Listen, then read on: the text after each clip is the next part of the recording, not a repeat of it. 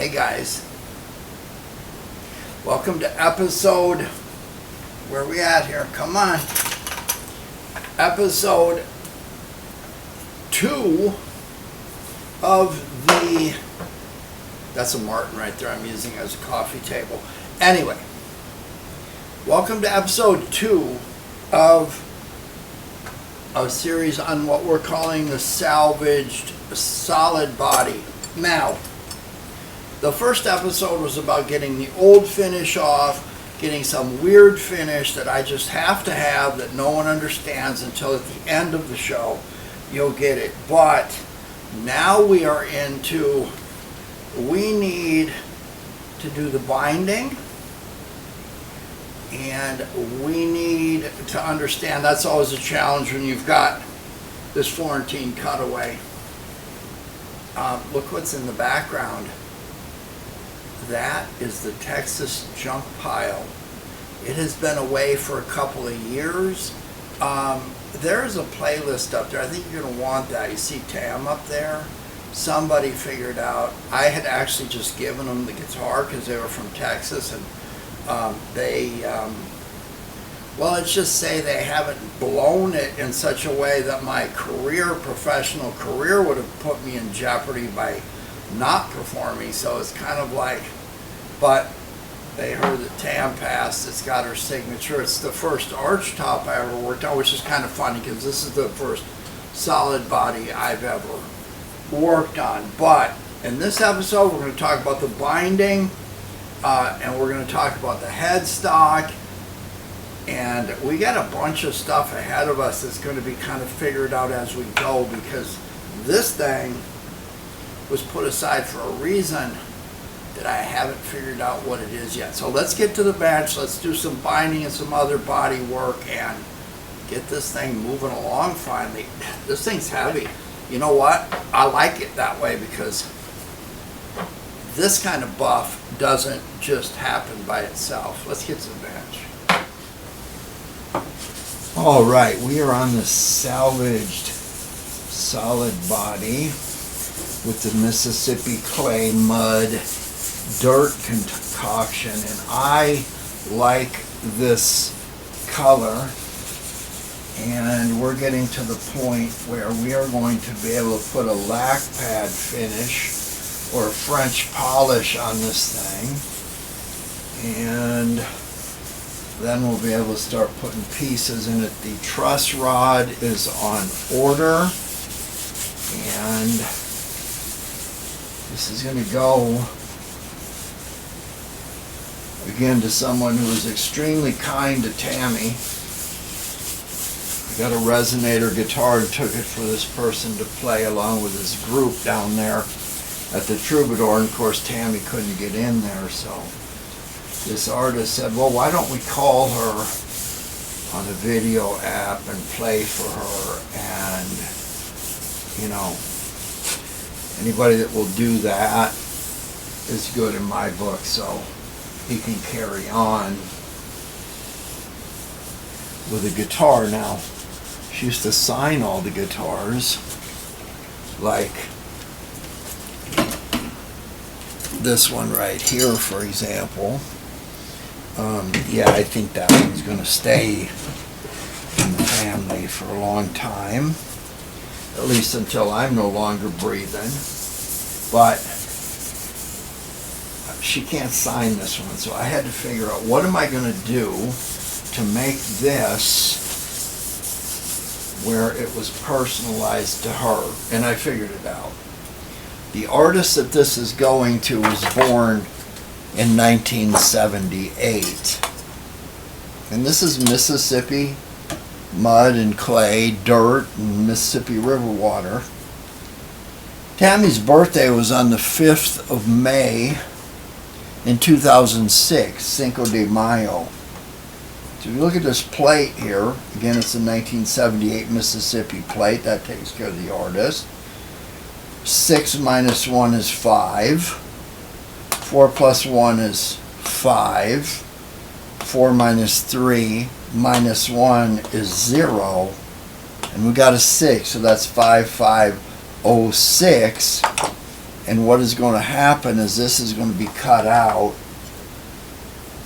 like so, and it's going to sit up there on that headstock, and it's going to glow in the juke joint every time it's played.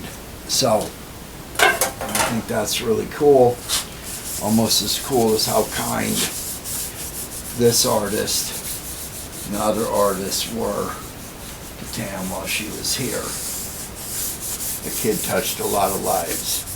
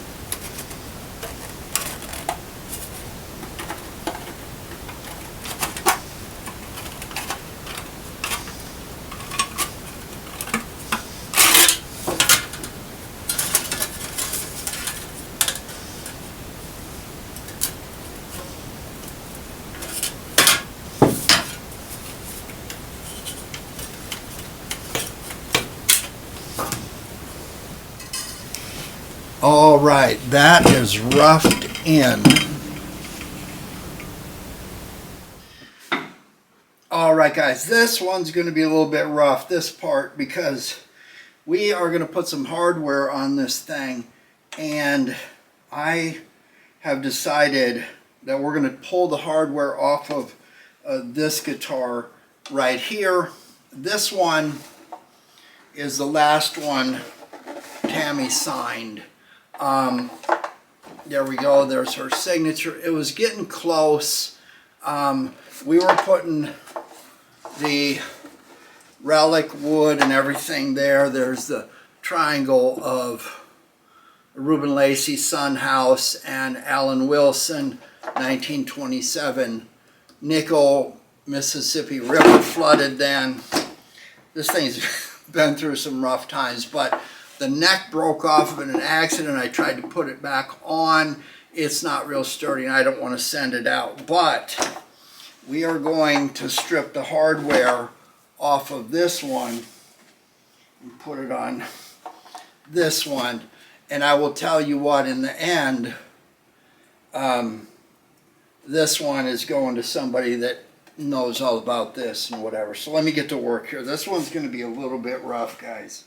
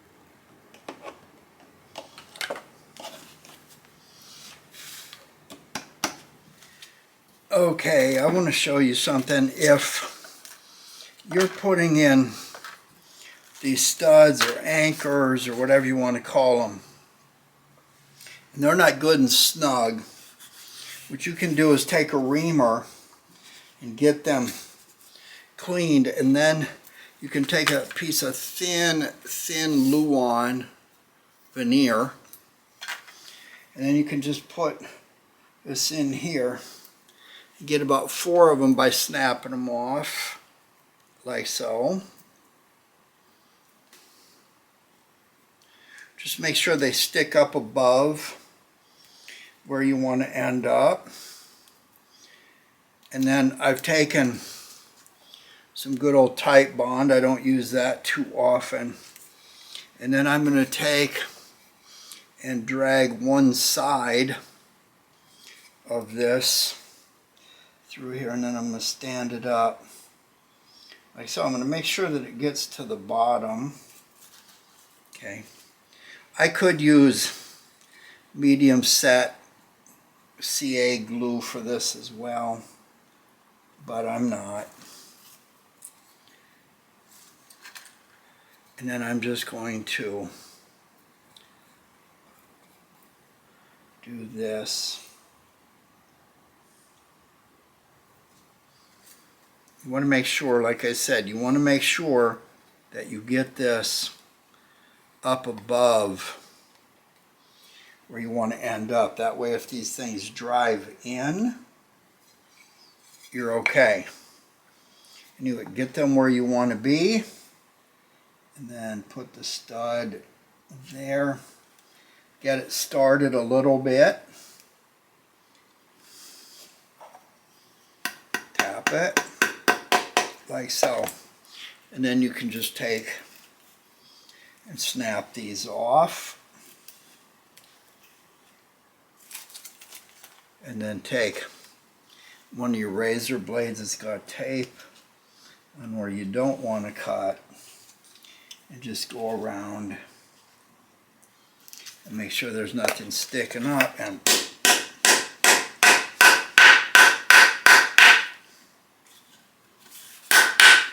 there you go. Good to go. Same here if necessary. This is an Epiphone piece of hardware. Good stuff. And we'll just pop this down here and back it off a notch. That way it's not super tight. This thing has been used before, that's for sure. Well, at least we know it works. I'll put a little bit of lubricant there, but not too much. And then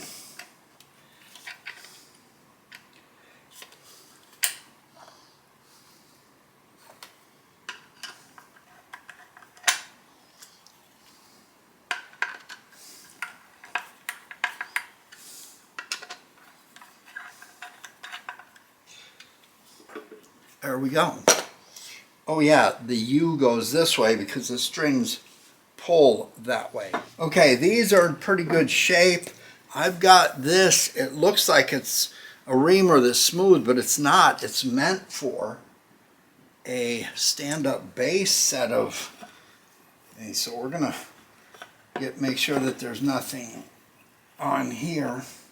Oh, by the way, when you're using a reamer, if you ream this way and then turn backwards, you'll seal off the wood. If you don't turn backwards, the wood just keeps wanting to wear itself away. Okay, that feels pretty good.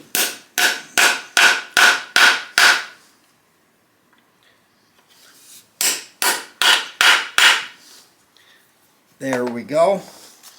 This one wants to give me a little bit of problem, so I'll put something on it up here so I can get it flush with the wood, and sometimes that's another piece of wood. And then when you can't feel it, you're good to go. All right. Make sure everything works. All these line up. I could use a slightly smaller screwdriver, but there we go. I don't think the way it's looking it'll need to go up that high, but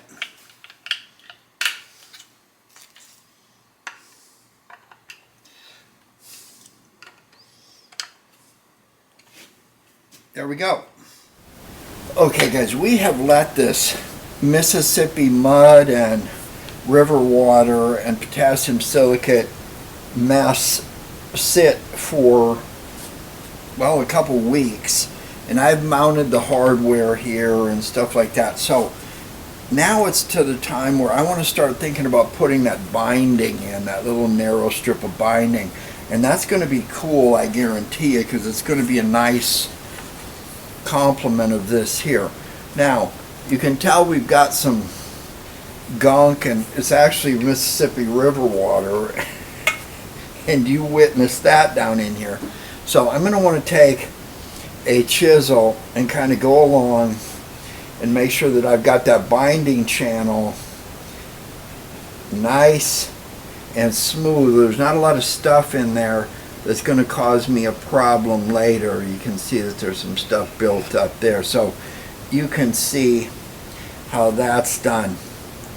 Steel wool is the best for forming itself to wherever you need to sand or do whatever. I'm going to modify the input jack hole there, and so we'll get to that in a little bit, but I want this to be nice and smooth, and I need it to be shiny and finished, and I don't want that to be based on some coating of boiled linseed oil. So now that this is soaked in and done what it's going to do, I'm going to take this 0000 steel wool, and I'm just going to go over the top here and make sure that those chunks of river water or whatever floaties were in it or whatever are going to not be there for the rest of the life of the guitar. Yeah, we can do that. I'm not going to eat a bunch of camera time, but wherever it feels like it's not smooth, we're going to want to go over things. Now, I will tell you that you do not want steel wool all over everything for the rest of the life of the guitar, because you've got magnets called pickups. So I take a magnet with some tape on it. That tape protects your finish even if it is mud, and you just go along, raise it up a little bit, and you can see that there's stuff forming off the edges. Let's clean that off and give it another whirl. Okay, you see that? We're even going to go down in the pickup cavities and do whatever it is we're going to do. Okay, look at all that. Okay, now pay close attention here,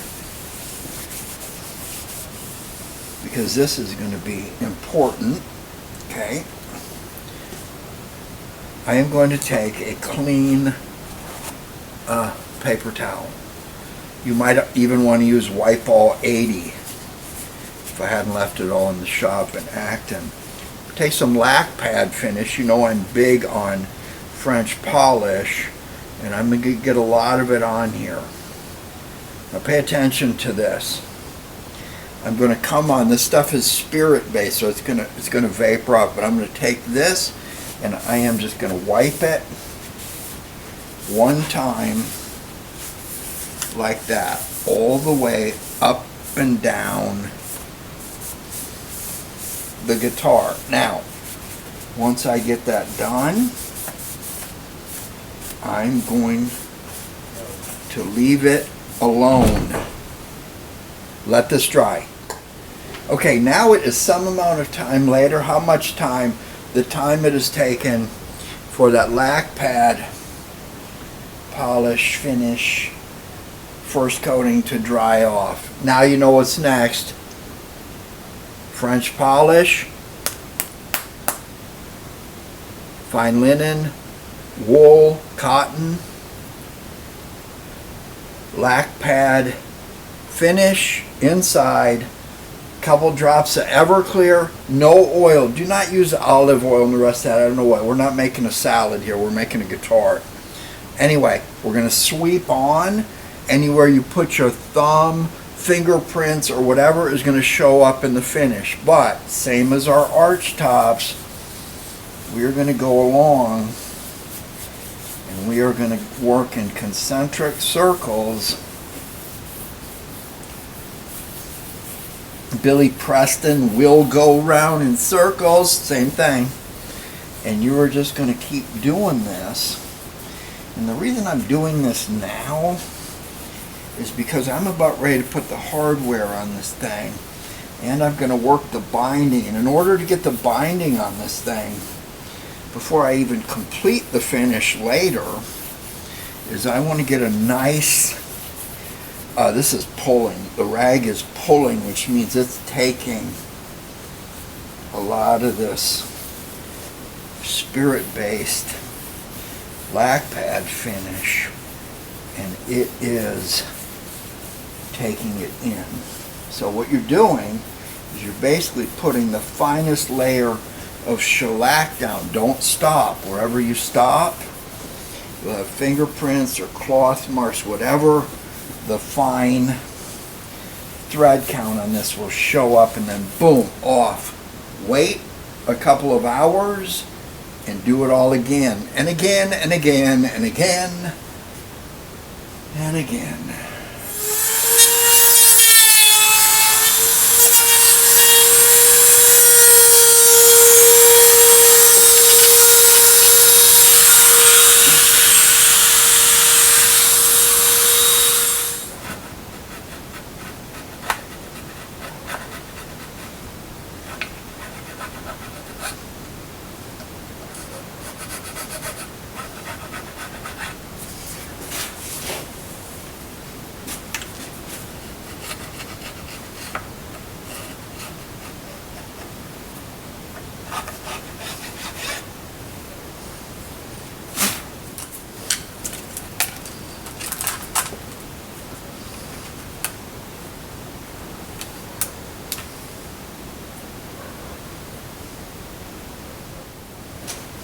Now, no matter how careful you are, you're going to have to come back in and do a little bit of filing.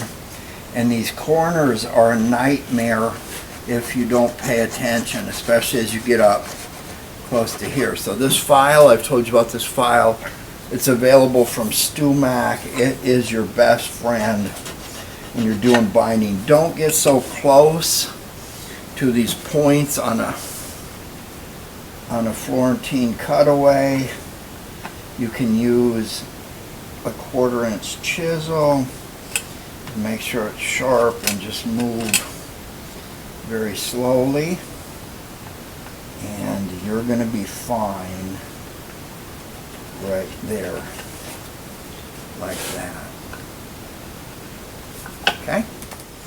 Okay guys, a couple little tips here now that went okay. First off, these things are great. They're pricey, but they're great. But you got to watch out. This unscrews from here. It's handy.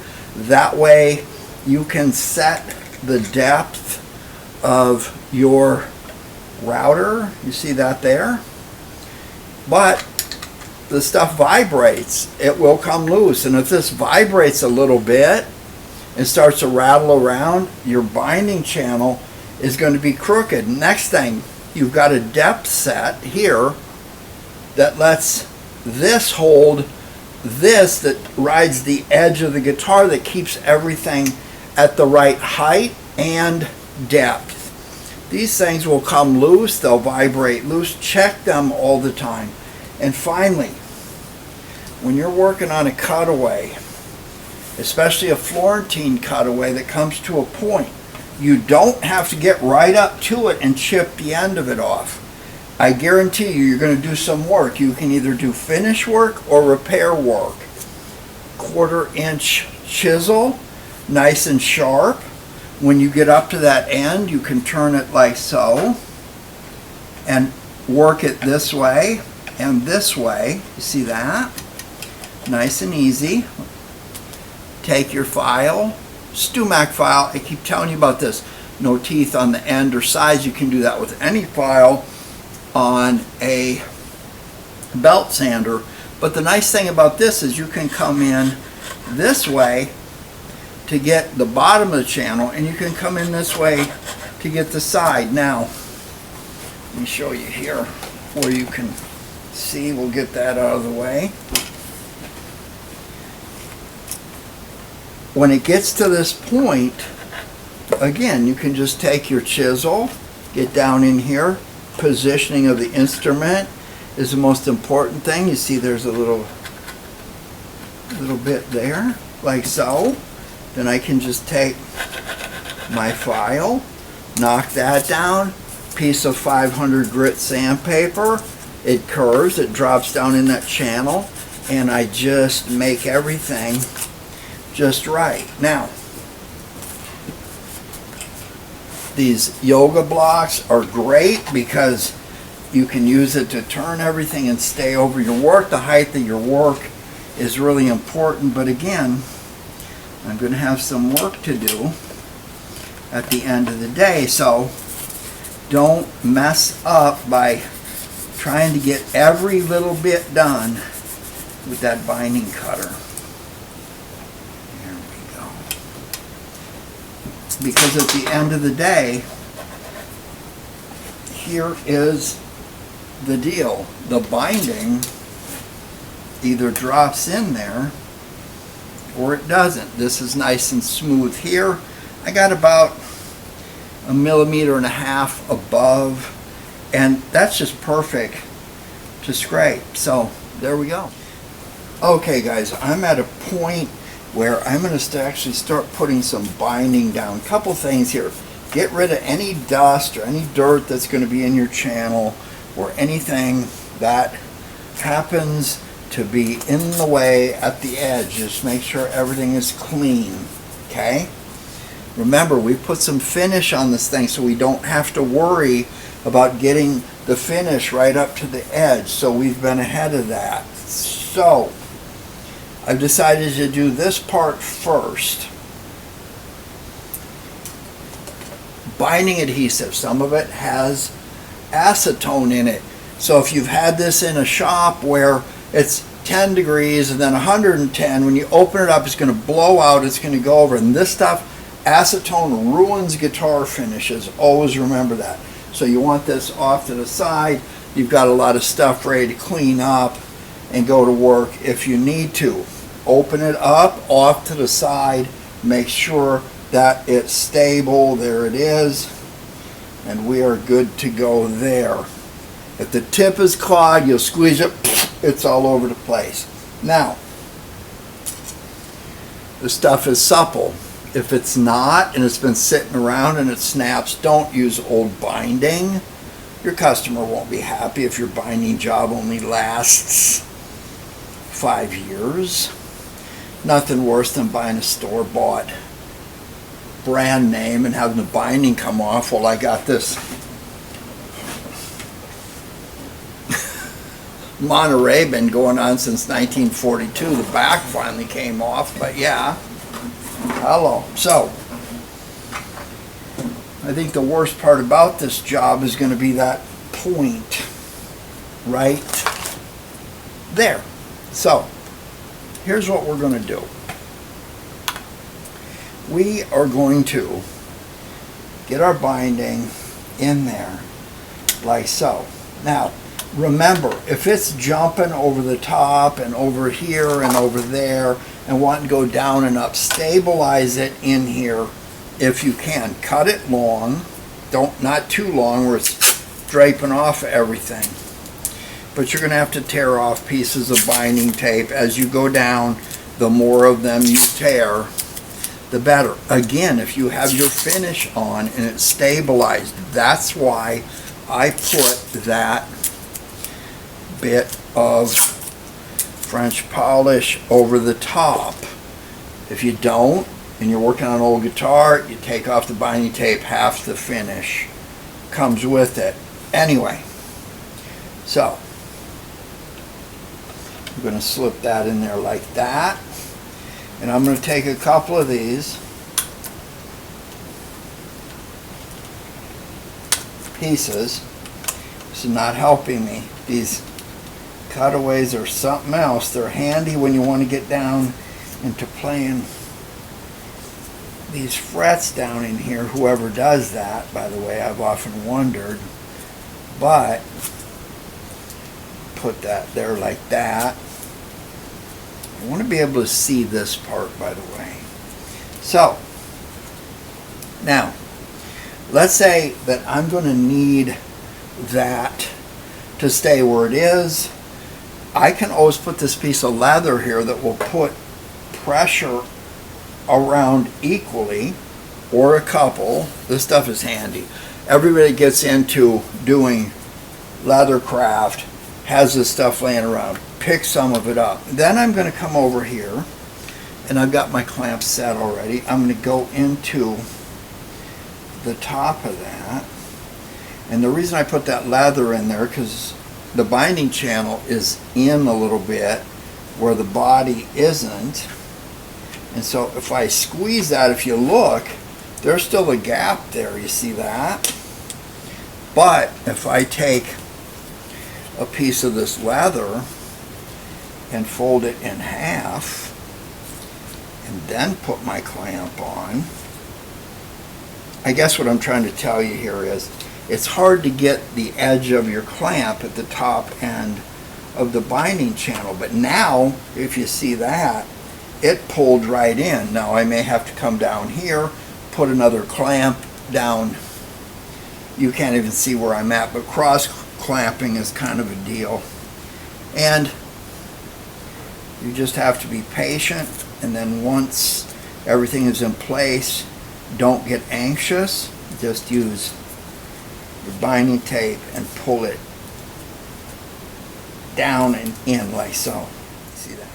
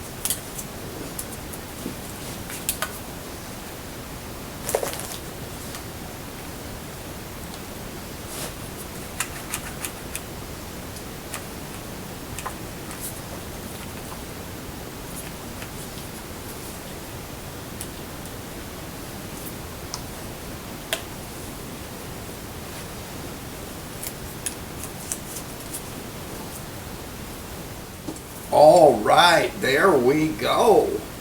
Yeah, I got more done. This is a series. I don't wait till the last second to film stuff, but we have the headstock. In what world do you have a truss rod hole that you basically gouged out with a rusty spoon? You got a license plate, and yet you got Grover Imperials only in this world, only in this world. So, takeaways on this.